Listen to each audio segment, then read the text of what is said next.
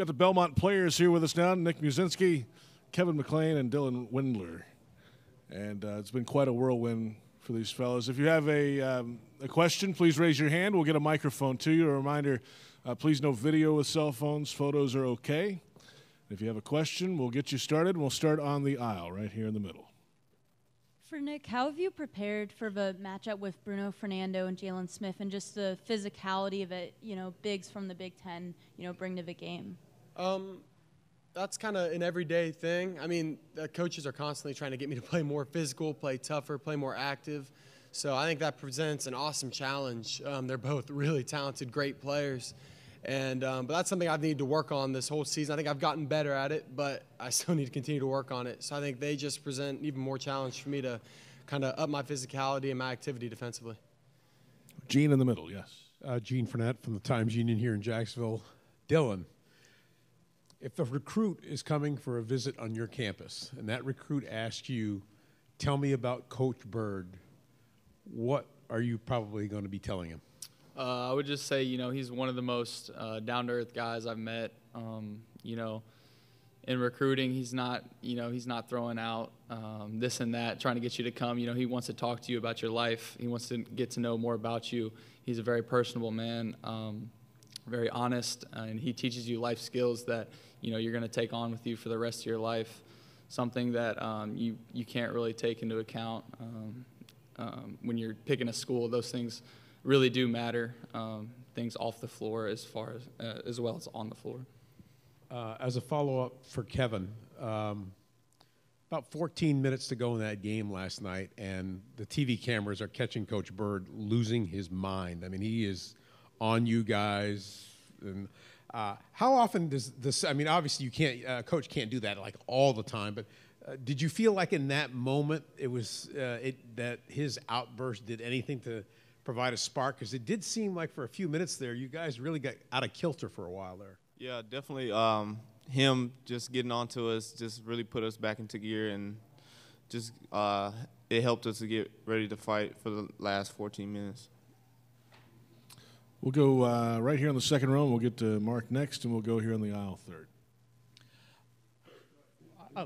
Clayton Freeman with the 4 times in 4. Kevin, obviously this is an experience pretty close to home for you, being at Hamilton. First of all, how many times have you been able to see games here? Have you ever had a game that you've been able to see here at the arena in Jacksonville? No, I haven't. I came here a couple high schools and had little tournaments during the summer, but that's about it.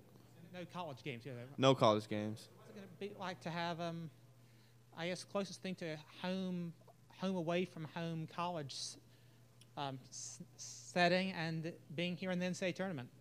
I think it's great just to be back home, and hopefully some of my family and friends get to come to the game and support me.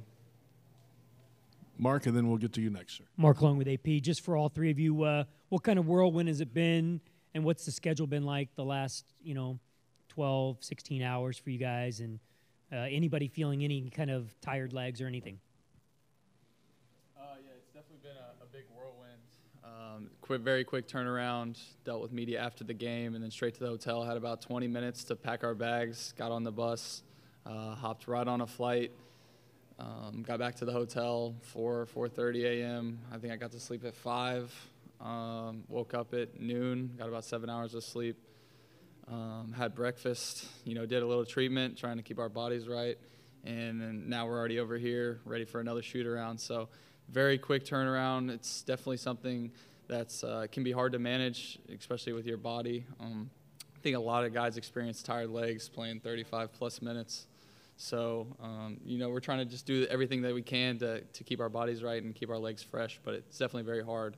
I think I drank 5 full bottles of water on the flight last night. So, let's go third row on the aisle on this side. Yes, sir. For any of the guys, Don Marcus from the Baltimore Sun. Coach Calipari just a few minutes ago called you guys the most dangerous team in America. A bunch of people, including Jay Billis, have picked you to beat Maryland. Does this sort of ruin your sort of being the underdogs and sneaking up on people? It can for sure. A lot of people have us, winning a few games here. So, I mean, obviously we're the higher seed as far as, a Cinderella, but,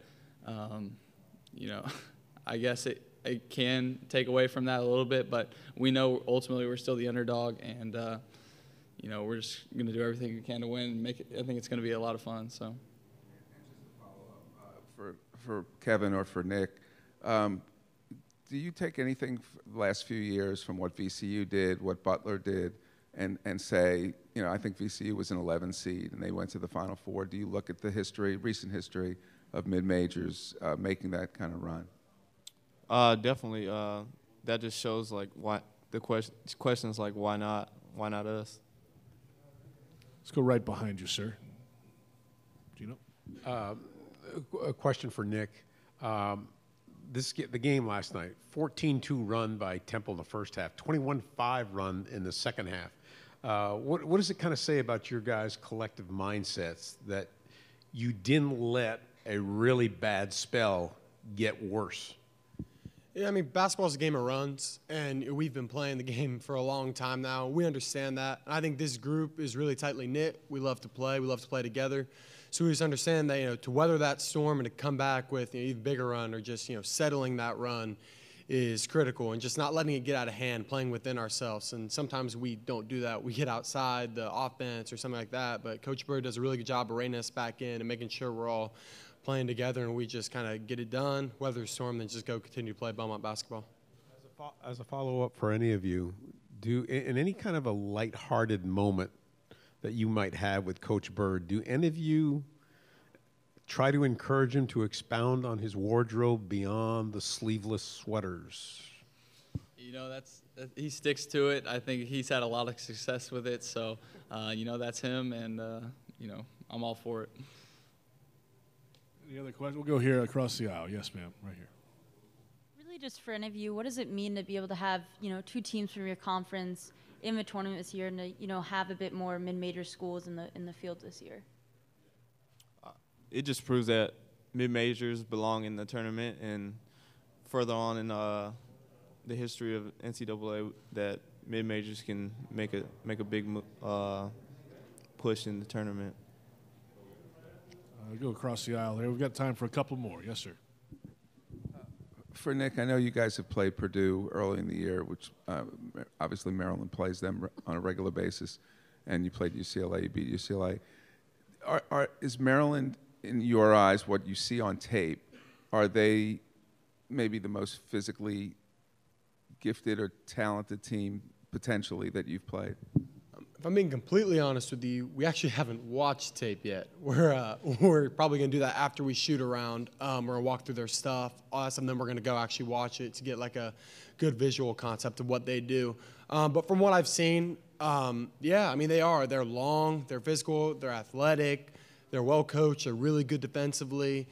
So those things can make it difficult, but I think there's a lot of similarities between teams like them and UCLA and Purdue, just with the way they defend, especially on the defensive end, and just kind of the way we have to attack that. So yes and no, I think that they're definitely up there. I don't know how they rank against UCLA or Purdue, but they definitely have their own strengths that make them a difficult matchup. Let's go right behind you for one more here from Gene. Question for Dylan.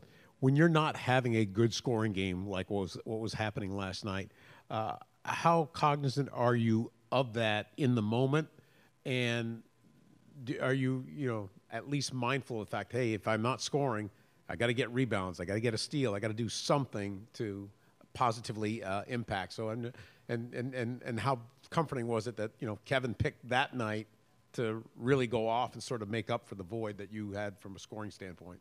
Yeah, it just shows how dangerous this team is. Basketball is, it's just like any other sport. You're going to have off days. The ball's not always going to go in when you shoot.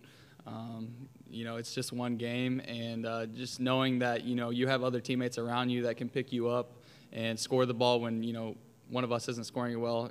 It happens to all of us. So, I always try to do anything I can to help my team win, whether that's getting rebounds, deflections, steals. Anything that I can do, I'm always trying to help this team win. So it's a team effort, and that's the beauty of basketball. It's a team sport. All right, guys, congrats and good luck. Thank you very much. Coach Bird will be out in about 5 minutes. 5 minutes until Rick Bird. Thank you.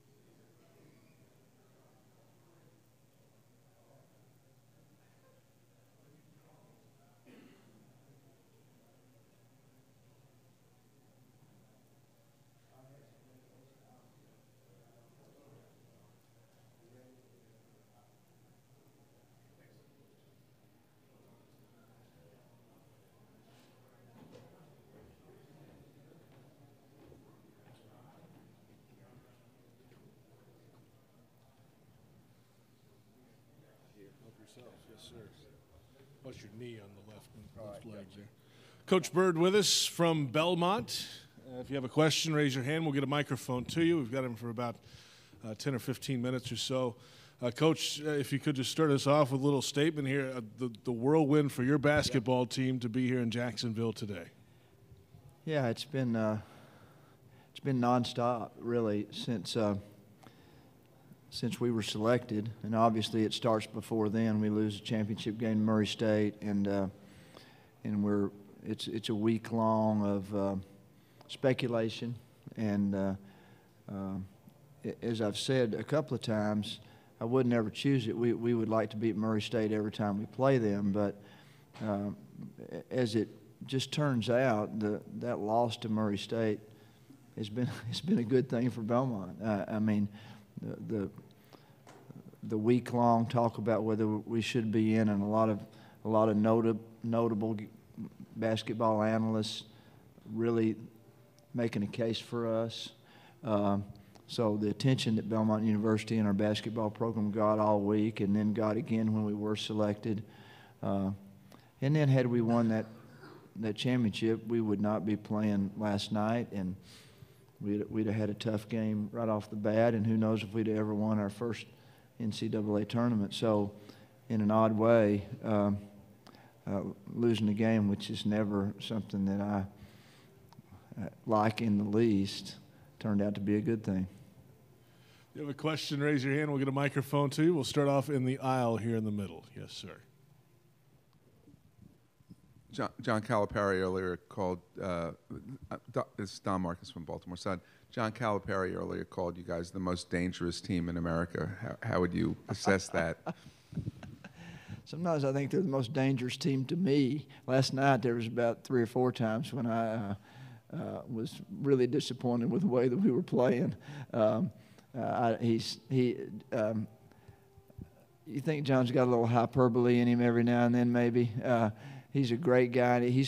I'm telling you, he's been a wonderful friend for no reason to me and our program. And so I think our team's at a point where there's probably not a whole lot of people that want to play us. But I'm sure Maryland's not really very scared right now. I mean, they've got plenty of good basketball players that the kind that we don't face, the length and the size and the athleticism. We just don't face that, but maybe once or twice a year. And just to follow up on that, a lot of people are picking you guys to win. Jay Billis is, a number of national-type writers and broadcasters. Does that sort of take the surprise factor out of it, or in this day and age, are there no more surprise teams? I didn't. The only person I would have heard pick us was the selection show. I heard Seth Davis say that. He's picked us before and been wrong. So, don't you think those guys have to pick a few upsets that's what they got to do? Otherwise, they wouldn't have shows. They just go by the seeds, and that's who they'd have. So, I'd like to think we're in the discussion, but they're a 6 and we're an 11, and they deserve that. They play in a rugged league, and they've been tested time and time and time again. We would be legitimately the underdog, but hopefully an underdog with a chance to win the game if we play well and they miss a few shots. Question, raise your hand. We'll go here to the right side. Coach Mark Long with AP. What is the concern with the short turnaround from a tired leg standpoint, all of that? Yeah, that's a good question that I don't have an answer for. All these kids on both teams have played summer basketball, and they've played sometimes maybe even 3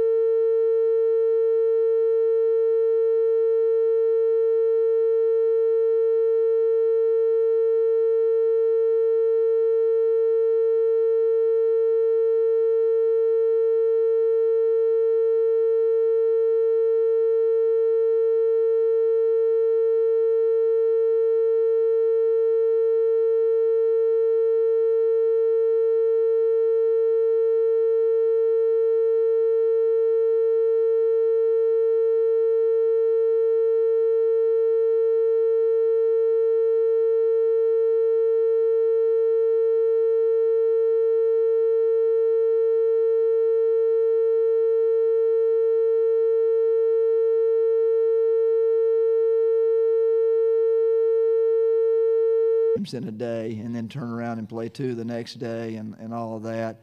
I hope that, when we go, we'll go out here and do shoot-around stuff, and then we'll go try to prepare after that, and we will do nothing with speed, running, and hopefully we'll be fine. I think there's going to be a little adrenaline going, but we had some tired guys last night. There's no question about that. It's also a little tougher on the other end of the quick turnaround to play on a Saturday and then wait till middle of the next week after that to play. You're trying to keep them in shape, but try not to wear them out, and so I don't know. It's not optimal. Nobody would choose it, but we would choose it rather than be on the bus back to Nashville right now, which is where we'd be if we'd lost last night. In the aisle in the middle. Yes. Coach Gene Fournette from the Times-Union. There have been reports in the past that you've had, a flirtation at one time with Tennessee, or at least discussions about that job. When you look back on your career, is there a comfort in satisfaction in having taken Belmont's program through NAIA, through D1 independence to where it is now, as opposed to having maybe had an opportunity to coach at a Power 5 school or at a higher level? Well, by the time that I was, let's say, we made the tournament in 06, 07, and 08. And in 08, I would have been 55 years old. And any job I would have got at that level would have been a one that you got to start over, maybe, probably. And by the time you're that age, if you're at a place like Belmont and live in a city like Nashville, and quality of life is not more important to you than whatever level somebody thinks you coach at, then I don't think your priorities are very straight. So, yeah, I do feel a lot of satisfaction for what's happened with this program. I mean, 20-plus years ago, Dr. Bill Trout decided to take Belmont Division I. A lot of people thought that was not a very smart decision, and I think as we sit here today, it turned out to be a really good one, and I am thankful that I got to be part of that. Here on the aisle one more time. If you were just another basketball fan looking at your team and trying to figure out the bracket, would you pick Belmont to win? In this game coming up? In this game, or just in general in the tournament? I thought the Temple game was pretty much a toss-up kind of game, and but in this game, I wouldn't pick Belmont to win. I mean, again, they're a 6th seed. The committee spent a whole lot more time than I have thinking about which team's better. It's not easy. We have to overcome a lot to beat a team, again, with the length and the athleticism and the physical size, and get good shots and keep them off the boards. There's a lot of extra kind of easy points that they can get on us. It's hard for us to get on them. It can happen, and we've had a lot of good big name wins over the years, just not in this tournament. So, no, if gun to my head, I would pick Maryland.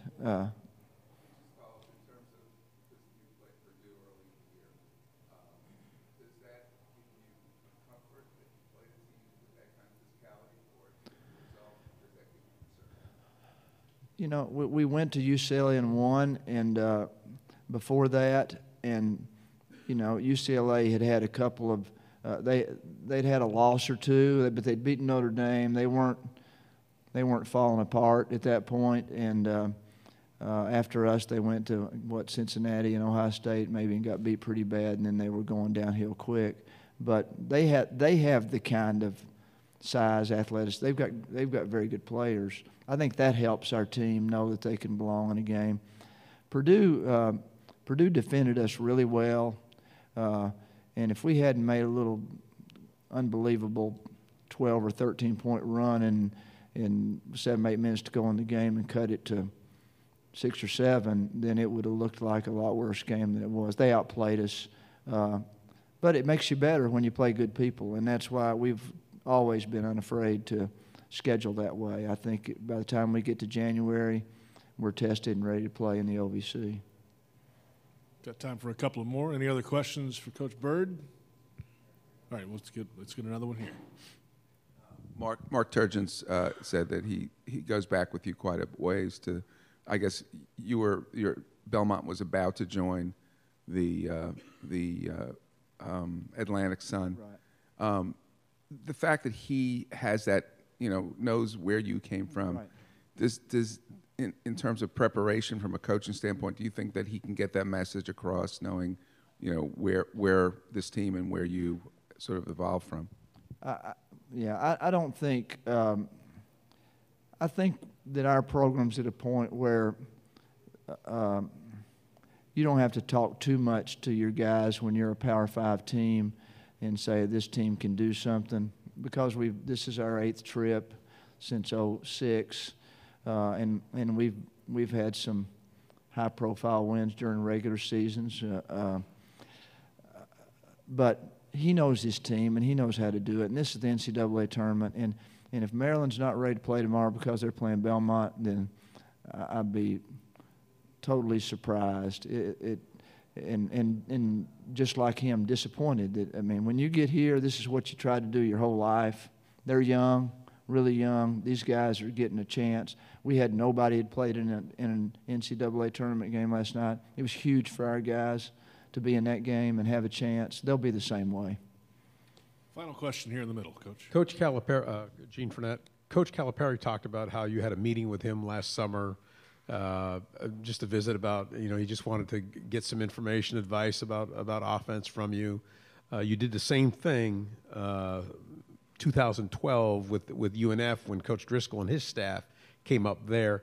How often have you had these types of meetings with other programs who just kind of want to glean some insight from your experiences at Belmont? Without naming names, I'd say that over the years we've probably had, over the last 7-8 years, 8 or 9 or 10 coaches come in from different levels, schools. We had one that came in and wanted to know how we defended. And I thought, this is the first time anybody's asked me that. You can come back anytime you want to if you think we defend good. Everybody else wants to talk offense. And John's just being kind. He knows what he's doing. All right, Coach. Thanks a lot. Good luck to you. Thank you all. Thanks. Thank you. Appreciate it. Thank